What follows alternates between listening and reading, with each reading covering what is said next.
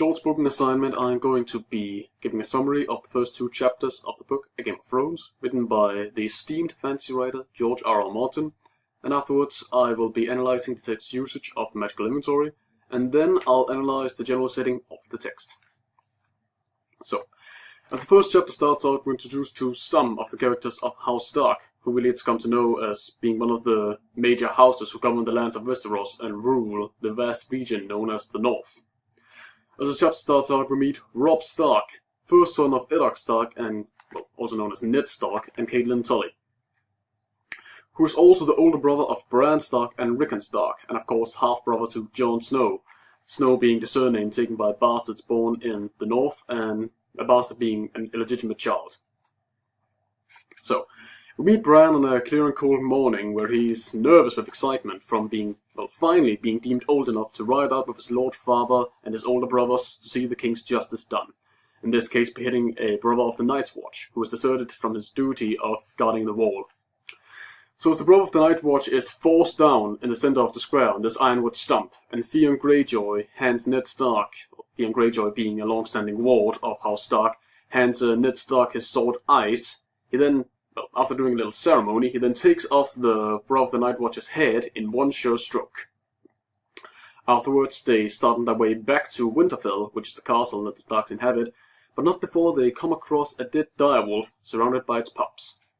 Now, direwolves haven't been spotted beyond the walls for hundreds of years, so many of the men who accompanied Ned Stark out here to the beheading call it a bad omen and suggest that they kill the pups.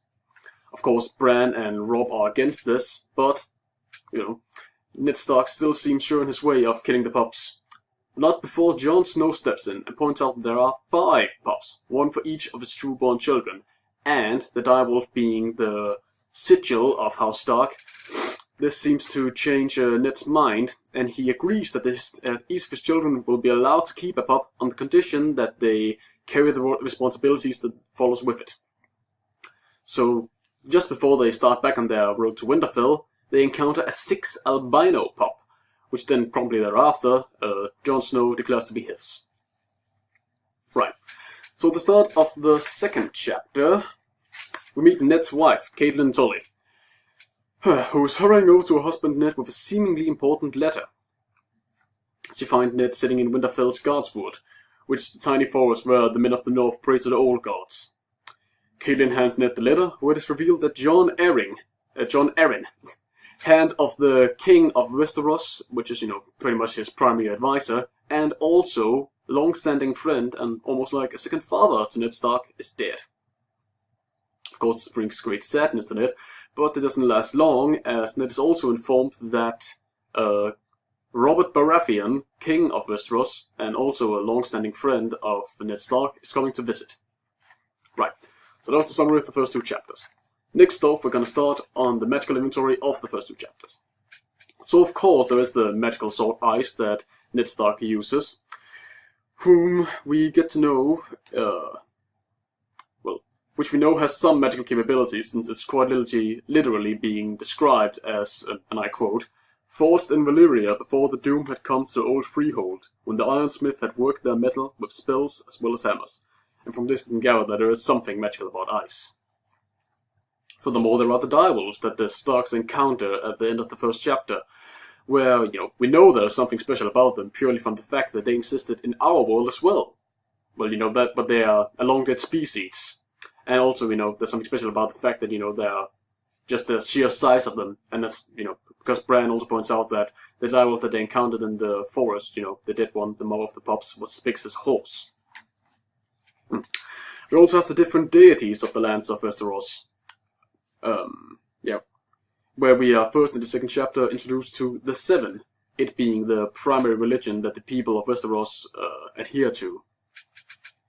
And we're also informed that this is the religion that of which Catelyn and the entirety of the House of Tully pray to.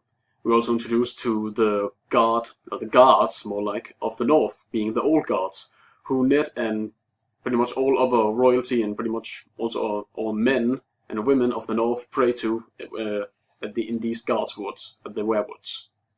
And of course this leads us on to the next object that fits under the category of magical inventory, being the werewoods.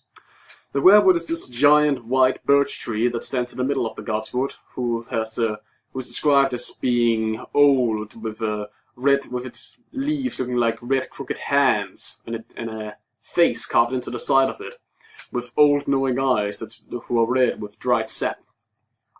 Also on the subject of the eyes, Caden describes them to be old, those eyes, older than Winterfell itself, and from which we can gather that the werewoods of the north have something otherworldly about them, especially in their contact with old gods. And lastly, we're informed that in the lands of Westeros, the season seems to change on a yearly basis, or more specifically, they have several years of summer at a time, which is then followed by an even longer winter.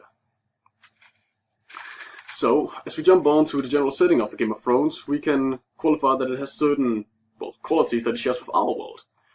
As for example, in the world of Game of Thrones, they have consistent biomes who stay that way throughout the ages. As for example, they have the warm deserts, and they have the cold north and the warm south, just as we have. And also that their world is inhabited partly by humans, just like in ours. And that they have 4 different directions, them being north, south, west, and east. You also know that the world in Game of Thrones is a secondary world, since it is consistent and not connected to our world, the primary world, in any way. And from this we can gather that it's a traditional secondary world. Since it's, of course, its own factionary time of age, but that it draws resemblances from our medieval age. So yeah, that was my short summary and analysis of the first 2 chapters of Game of Thrones.